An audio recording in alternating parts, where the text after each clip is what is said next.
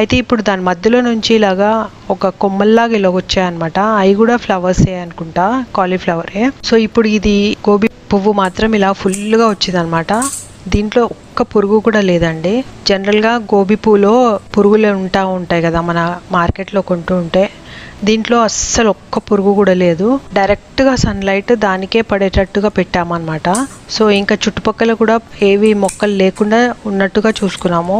కాకపోతే neem oil బాగా spray చేశాను, రెగ్యులర్గా స్ప్రే చేస్తూ పోయాను అనమాట. సో అందుకే బహుశా అంత పురుగులు లేకుండా ఉంది.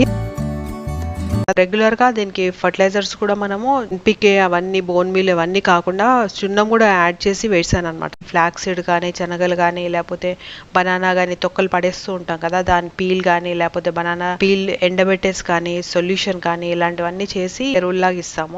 మన బాల్కనీ గార్డెన్ లో కాలీఫ్లవర్ హార్వెస్ట్ చేసాం కదా, జస్ట్ 1/2 కిలో కంటే కొంచెం హెవీగా అనిపిస్తుంది.